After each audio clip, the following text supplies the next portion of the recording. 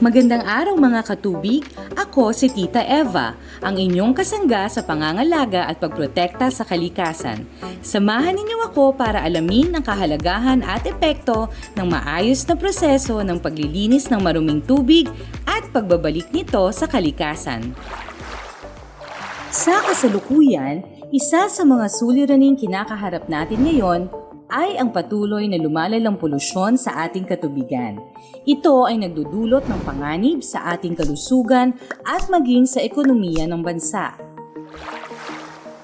Ang patuloy na pagtaas ng concentration ng harmful nutrient compounds sa tubig ay nagdudulot ng polusyon at pagkabulabog ng ating ecosystem.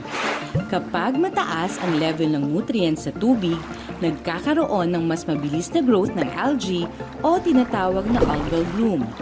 Ito ay nagdudulot ng kakulangan sa oxygen or oxygen depletion sa tubig na nagiging sanhi ng pagkamatay ng mga isda. Ito rin ay maaaring makalason sa tubig at magdulot ng sakit sa mga tao kung magkakaroon ng contact dito o kaya naman ay makakain ng isda o makainom ng contaminated na tubig.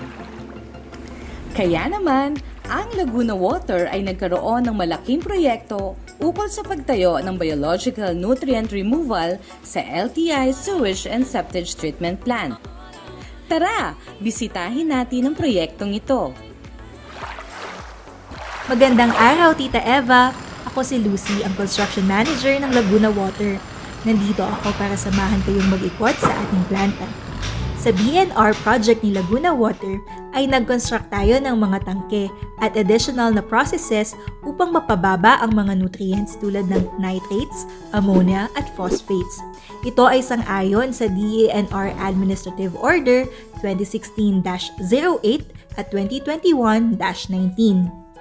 Ang anoxic tanks o mga chambers na walang hangin ay ginawa naman upang kainin ng bakterya ang organic nutrients at mapababa ang level ng nitrates sa wastewater. Atin ding in-upgrade ang mga blowers sa aeration tanks para lagyan ng oxygen ang wastewater at upang makonvert ang ammonia sa nitrogen gas na mapupunta naman sa ating atmosphere. Ang tertiary treatment naman ang huling step na idinagdag sa BNR project.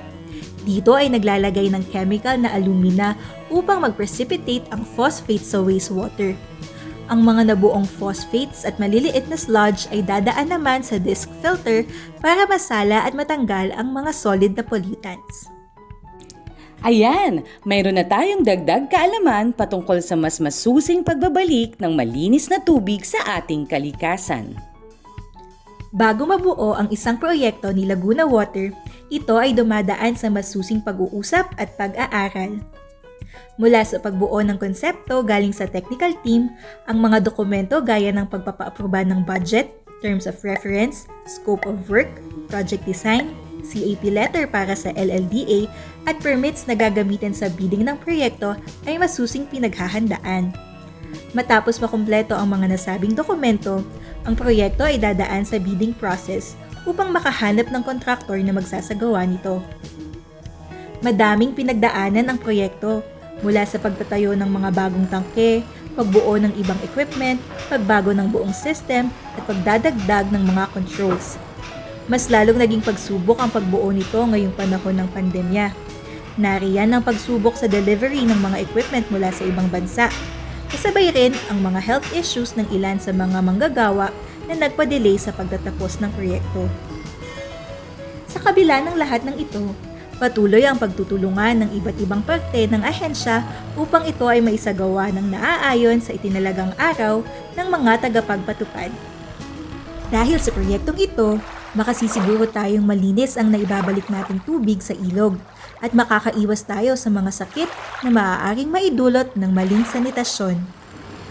Maraming salamat, Lucy! Ngayon ay mas naiintindihan ko na ang proyektong ito ng Laguna Water. Maraming salamat rin sa Laguna Water para sa inyong patuloy na pag-improve ng services para sa aming mga customers. Makakaasa kayong kami ay susuporta at gagawin ang aming responsibilidad para sa kalikasan. Hanggang sa muli, samahan ninyo ako upang alamin ang mga proyekto ni Laguna Water para sa kalikasan. Laging tandaan, Tita Eva Cares.